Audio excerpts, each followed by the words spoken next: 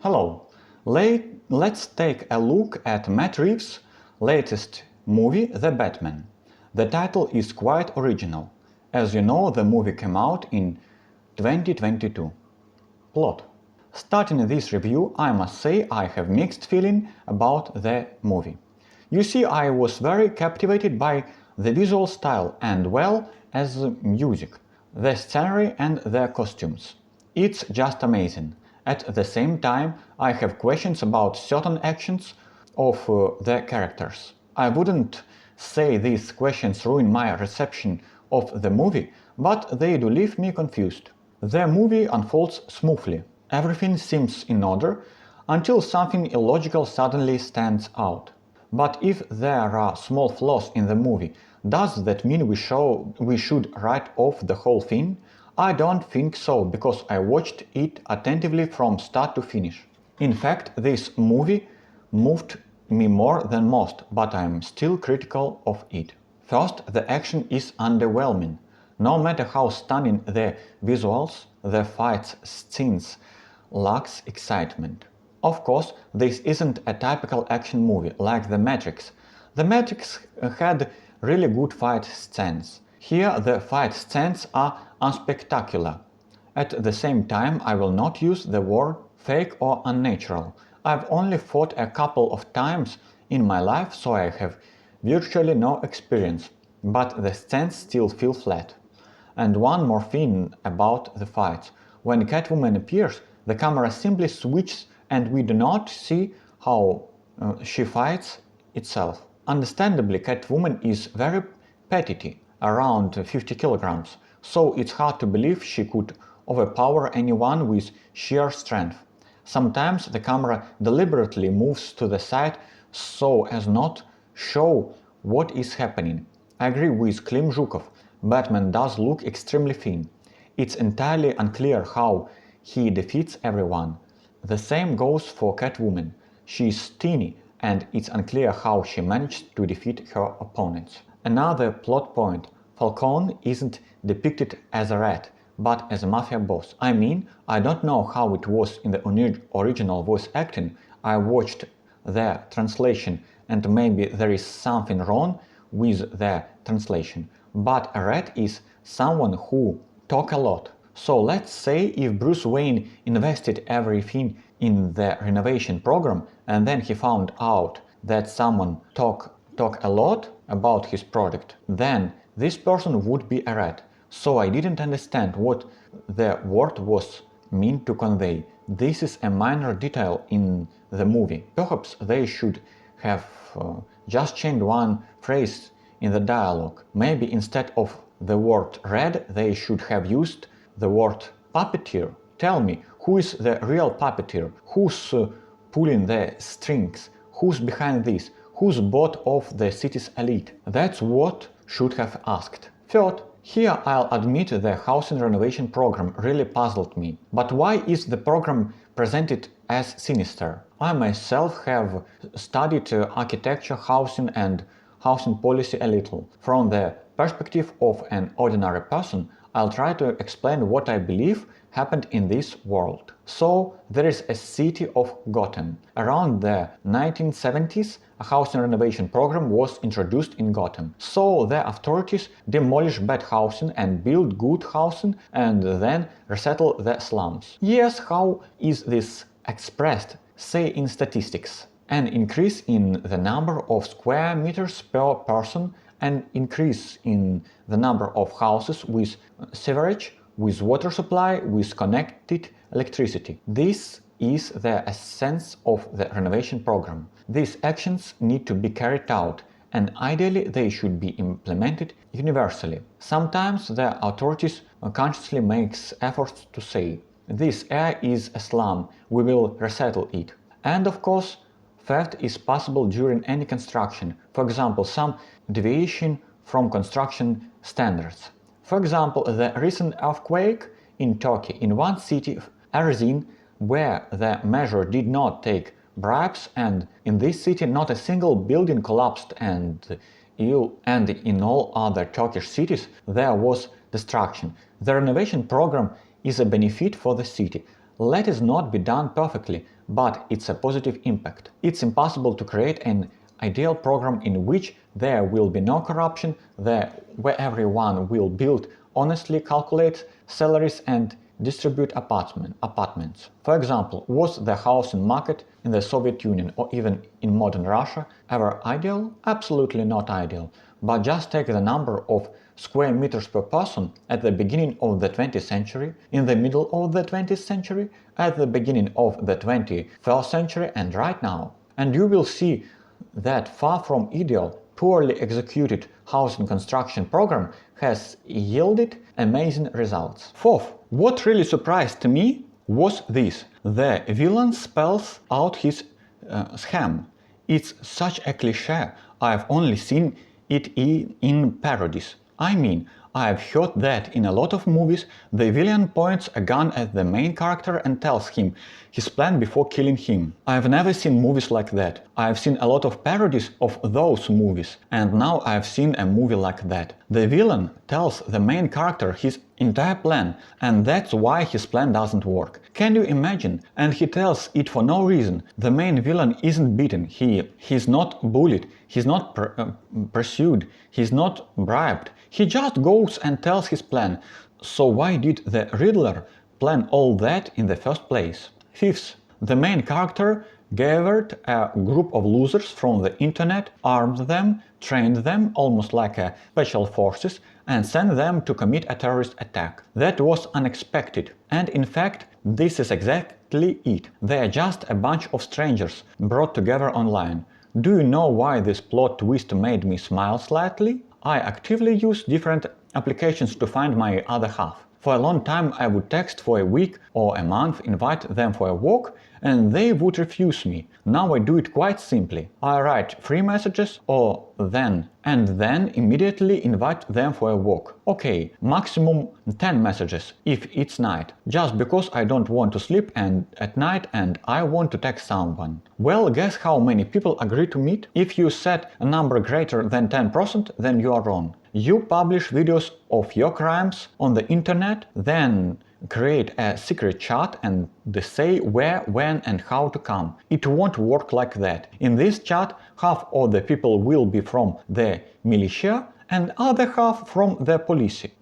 It reminds me of Harry Harrison's Bill the Hero of the Galaxy, especially that brilliant rebellion scene. And so a group of rebels gathered, and suddenly it turns out that in this group of rebels there isn't a single real rebel there. They are all front men. And in the end it turns out that only the leader of the rebellion is arrested, and he talks his way out of it. I think it will be the same here. In this chat, some policemen will arrest other policemen. It won't work like that. And try to get Vasyan Podpivkovich out of his chair and send him somewhere to do a bad things without any hope of success. It's such a cool story that wow. At the same time, despite the plot inconsistencies, I enjoyed the magnificent visual and sound atmosphere, and all these thoughts just flashed in the background. 6. The ending comes across a classic Deus Ex Machina. First, the Riddler revealed his entire plan. Second, Batman made it in time and defeated all his opponents. And on the other hand, there was a scene where Batman holds a torch above himself. He approaches children buried under debris, lifts up these debris, leads them from darkness into light. This scene is truly impressive. It may feel contrived in places, but it's undeniably a stunning audiovisual moment. And how can we evaluate the movie after this? 7th. Another issue is that the mysteries are resolved off-screen. We see Batman tormented by Catwoman, by his father, and by the city's people. It would be interesting to see how exactly these mysteries are solved. And the mysteries were too complicated. Viewers are naturally inclined to try solving these mysteries themselves. I don't even know how to make an interesting mystery in a movie such that an ordinary viewer would see something in a movie, be asked some question, so that we ourselves could come to the answer. I would have liked the movie to learn more into its detective elements. 8th. Batman is not allowed to kill. Okay, but is it acceptable for him to just watch while others are being killed. That's not murder. For example, he could hear that Catwoman is killing Falcone, the city's main puppeteer, the man who brought about his father's downfall and who brought about the failure of the city's renovation program. Couldn't Batman have stayed a minute longer and not gone in there? And by that time Catwoman would have already killed Falcone. He says, "Oh, but killing people is wrong. Oh my god, you did such a bad thing." She replies, "Yes, I did a bad thing." On the other hand, it could be a logical continuation and further development of the franchise when Batman realizes that Gotham is mired in corruption and crime and simply starts a personal vendetta, a personal war. For example, he is walking down the street, sees a man robbing someone and he kills him. Two people rape a woman, they get 2 bullets. Again, kills a man for $20 and gets 20 bullets in return. Perhaps this would be more interesting in terms of character development. Turning to the characters. The Penguin's lines in the movie are really sharp. Everything he does is great. He made Batman seem totally clueless. He embarrassed Batman and Gordon during the interrogation, revealing the solution to the riddle. Okay, the chase scene with him is great. In general, he is excellent in every scene, and the Penguin is a visually compelling character. The actor plays well and his dialogue is well written. The Riddler. The Riddler's motivations are questionable at best, far-fetched at worst. The Riddler grew up poor. He seems Bruce Wayne, also an orphan, growing up rich. The Riddler envies Batman, is driven crazy by this hatred and begins to take extreme actions. Do you realize how lame that sounds? As I understand it, the state or the renovation fund, I don't know exactly, deceived the Riddler with the apartment. So the Riddler grew up as an orphan. The state was supposed to give him an apartment, but they didn't give him an apartment, after which he got angry and began to take revenge on the corrupt component of Gotham. That seems entirely plausible to me. So the Riddler comes across a desperate vigilante resorting to terrorism because of the authorities and who begins to organize acts of individual terror against the authorities. Moreover, he turns out to be more effective than Batman in fighting crime, because he simply physically shoots corrupt officials.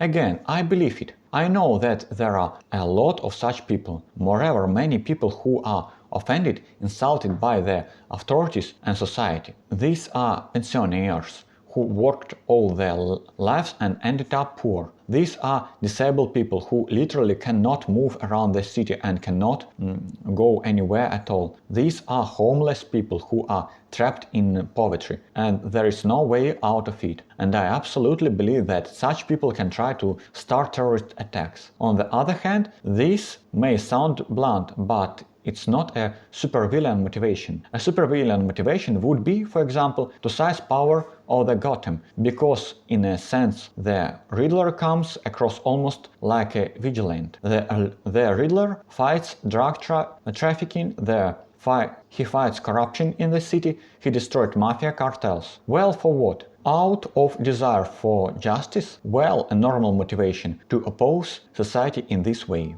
Next, questions about Batman. When I was watching it, it seemed to me that he came across as naive and foolish, who knows nothing, understands nothing, is offended by the whole world, and goes around beating someone. Moreover, he is physically undeveloped, and he is clearly not capable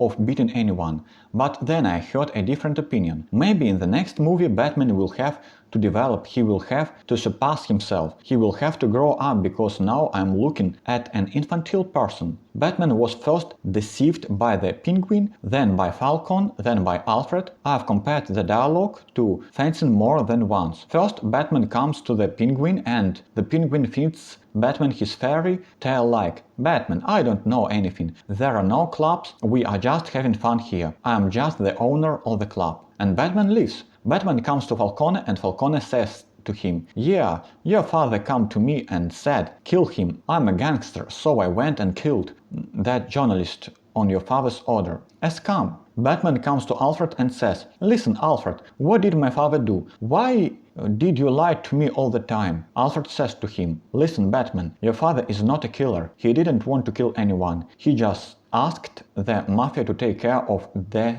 situation, but he didn't mean anything by it. And Batman believes him, and then Alfred says, although in reality I don't know, I'll be honest with you until the end. And Batman believes him again. He was deceived 3 times, each by a different person. Why does Batman humiliate Alfred? Imagine this situation. The man who raised you, the one who is like a father to you, wakes up after an assassination attempt meant for you. He took the hit for you, and you tell him right away, you are a liar, you are a murderer, you've dishonored my father's memory. After which here's what I would say in Alfred's place. Listen, first of all, I was left to raise a small child alone when your parents died. I had to protect you from that entire crowd of opportunists. I mean the mafia and your father's former partners who pounced on you and your inheritance. I had to protect you. And second, I know this whole situation first-hand and second-hand information.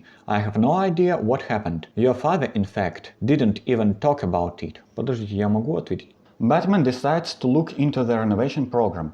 This is so familiar to me. I decided to read something interesting. I sat down, opened the book, immediately closed the book and stood up. That's what he does. He just doesn't want to delve into all these documents, and you'll have to delve into them to figure it out, so that you are not being ripped off by people like Falcone. Where did Batman and Catwoman's chemistry even come from? There was supposedly love between them. Why? It's a common cliché that there is a main character and some very beautiful girl. During the movie, the main character and the girl do not interact at all, and at the end of the movie, they kiss. They suddenly find themselves in love with each other. Why do they suddenly fall in love?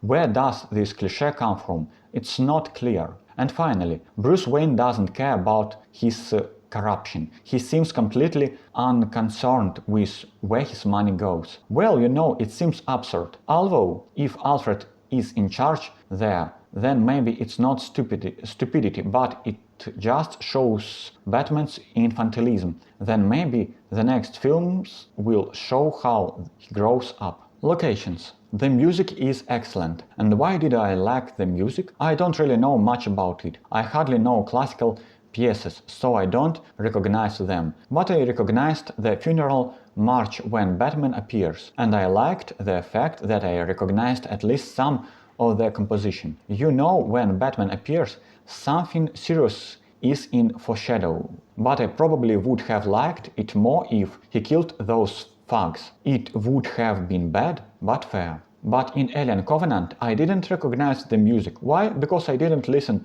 to the composition, the Renegold. That's how little I know about classical music. Cinematographer Greg Fraser does a very good job, as he did in Denis Villeneuve's Oscar-nominated Dune. Through the pouring rain and neon lights, its images have both transparency and weight. His use of shadow and silhouette is masterful in creating a sense of foreboding and tension. The movie's use of red is excellent, conveying energy, danger and even hope. And the costume design by the magnificent Jacqueline Durand adds just the right finishing touch to the movie's cold-edge atmosphere. Let's talk about the themes. First, if we accept the point of view that Batman is infantile, knows nothing about life, does not know how poor people live, and does not understand why people start living a life of crime, and he wants for nothing, then the film appears deeper than it seemed to me before. A naive young man from a very rich and influential family decides to start a personal war on crime. On his way, he encounters Catwoman, who explains to him that people live in poverty. The Riddler, who says that he did not receive an apartment from the renovation, and Batman understands them. But there is no such topic in the movie. There are hints of that, but it isn't explicitly developed in the film. By the end, Batman rethinks his attitude to crime.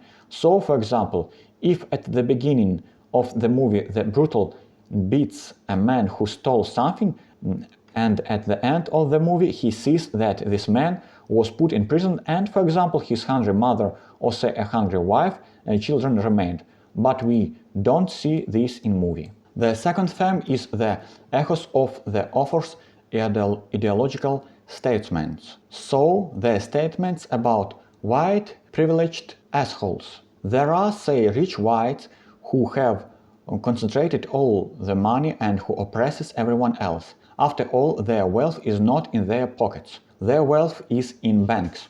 And this bank, for example, gives loans to people. And these people buy various things, a housing for themselves with these loans. So wealth is distributed, flows from one person to another. It is not like, for example, I am a rich person, I built myself a huge palace, fence myself off from the whole world with a 20-meter fence, fenced off some forest, a pond, for example, for me, and I don't let anyone in there. And he also bought himself luxurious thing with his own money, say a garage with 1,000 car or just a pile of gold near the throne, say in his throne room sitting on a pile of gold. That doesn't exist. One way or another, wealth always trickles down on one way or another, either legally or illegally, like the black market, some kind of pool, some kind of in-law or nepotism. It is disturbed one way or another, and Batman in fact only owns a big house. That's all. Conclusion. The movie has many strengths. The first is the music and the amazing effects. The second is the visual effects. The movie offers striking shots of rain, neon, scenage and the city's gloomy vistas. Third is a great action in the chase of Stan with the penguin. Fourth is the penguin's acting, his lines and the way he mocks Batman and Gordon. Fifth is the sexy Catwoman. Well, it must be admitted that okay, there are no breasts, no legs here, but nevertheless, Catwoman looks good. Although if there was a nude stand between Batman and Catwoman, or just nudity, no matter male or female, it would have improved the movie. The image of the Riddler is done superbly. His motivation is also believable. Now the cons. First, Batman behaves like an infant and in the end understands and realizes little. Second, the Riddler tells his entire plan, and in the end the Riddler's plan does not come true because Batman prevented it. Third, we don't see how they solve riddles. Fourth, the action scenes are not cool. In The Dark Knight you could watch them and have a lot of fun. The bank robbery, the chase in the tunnel for the Joker, the final fight. Here it's still weak. So the question is, what challenges does Batman face and how does he overcome them? Penguin scams him, Falcone scams him, Alfred scams him. Batman doesn't understand anything. Batman faces the problem of a terrorist attack in the city. The Riddler simply tells him everything from the beginning to end. And the Riddler solves his problem for Batman. Batman encounters Catwoman, falls in love, follows her, and ultimately does nothing. I don't remember whether they kiss or not. They basically go their separate ways. Batman does nothing to keep her. He makes no real effort to connect with her. For example, make an effort to show his affection, bring flowers, ask her out, and so on. I'm not well versed in scriptwriting, but I suggest tweaking a few lines and rewriting some of the dialogue between Batman and Alfred, such as Batman saying, "Hey Alfred, how are you my friend? How are you dead?" And Alfred saying, "Yeah Batman, I've been hurt real bad." And Batman said, "Alfred, I've heard some horrible lies about my dad, please tell me they are not true." And Alfred saying, "Batman, everyone makes mistakes, and your dad made one mistake too, but it wasn't quite what you think. Or maybe not, or maybe take it from a different angle." Like Batman said, saying, "Alfred, what if the person you believed in was wrong? What if, for example, the person who has to bear the brunt of responsibility isn't a morally pure ideal?" And Alfred saying, "Well, Batman, the road to hell is paved with good intentions, and one bad deed does not completely cross out the whole personality. A man is more than one of his bad choices, and in some situations, in order to do good, you have to resort to evil."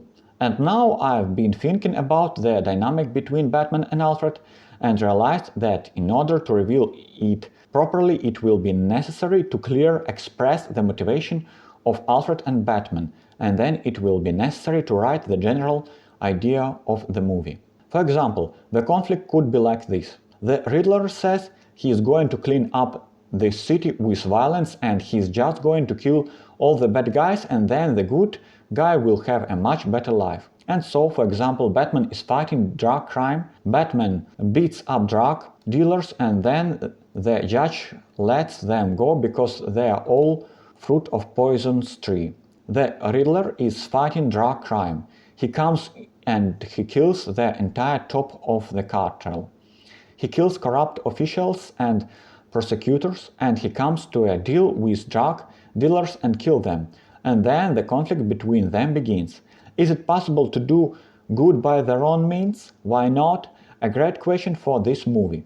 And it wouldn't have to be reshot so much, just change the dialogues a little. And the final scene could be written like this. You know, this woman, the new major, did not come to her post entirely honestly. She has drug money in her fund. Yes, Batman. She really is going to carry out a renovation program. It really does make life better, and she really will give the poor more housing. But unfortunately, she has drug money in her fund, and I will fight drugs to the end. Yes, it is drug money, but it will be used to provide housing for orphans. And Batman says, can we take money from drug lords in order to do good deeds? For example, somehow rewrite it into a dialogue. That would be cool.